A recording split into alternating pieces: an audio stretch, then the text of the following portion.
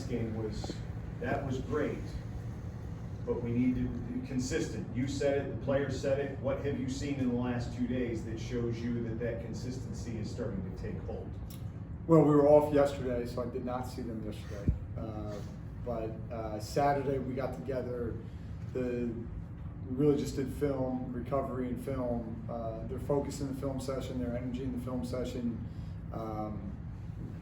was right. And we'll see here in about an hour, practice-wise coming in. But in talking to them and kind of the way they feel good, but there's not like a complacency with it. And that's what has to be the challenge. Like, we can't get complacent and say, well, this is great. Like, I want there to be lots of highlights in the season, right? And not just, hey, this was the pinnacle. Well, the pinnacle needs to come in a month from now, right? Like, that has to be the pinnacle.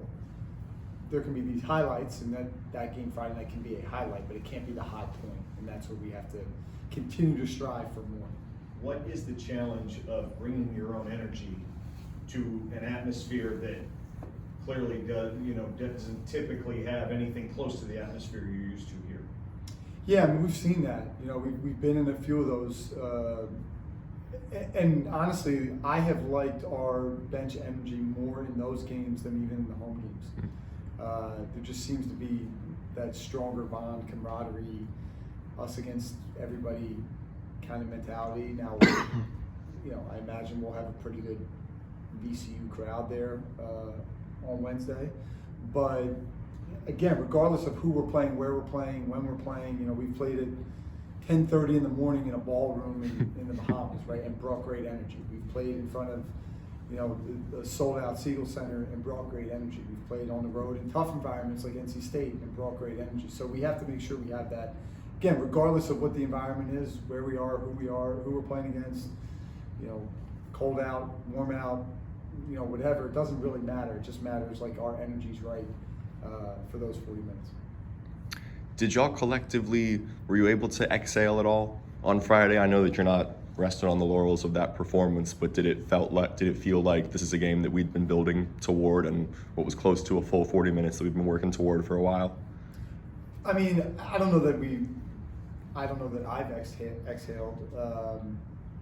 I would just say more like I think we all know that's what we're capable of being when it's there for the full 40, when it's there on both ends. Yes, that's what we can be, right?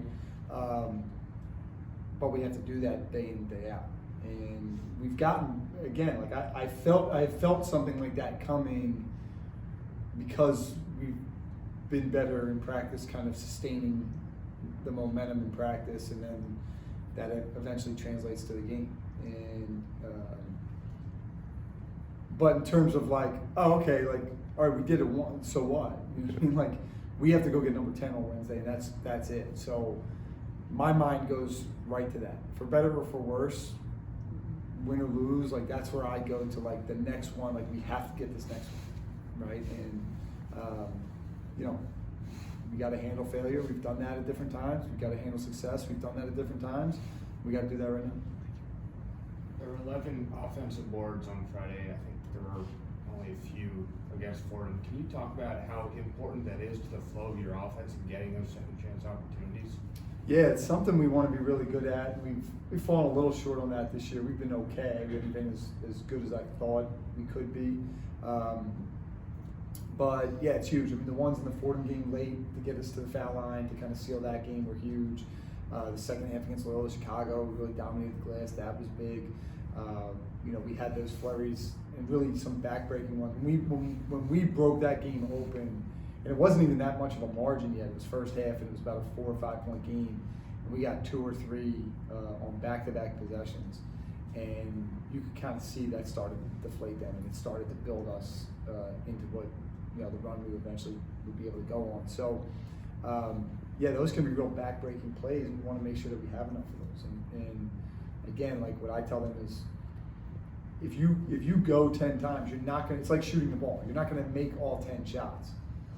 But if you make 4 out of 10, that can be pretty good, right? Like 5 out of 10, that can be pretty good. It's the same with offensive rebound. If you go 10 times and you get 3 of them, that's pretty good. So we have to make sure that our effort, again, consistency, our effort level on that offensive glass is consistent. because a lot of these teams, you know, that we're seeing, they might not have the size and athleticism that we have, so we have to take advantage of that, you know, in that regard. So we've seen an uptick with certain guys with their efforts on crashing, and then from there it's just, you know, the ball ending up in the right places and, you know, us getting after it. And we did that the other night. You know, again, not a ton of them, but we got enough of them, and we've done that the last couple of games.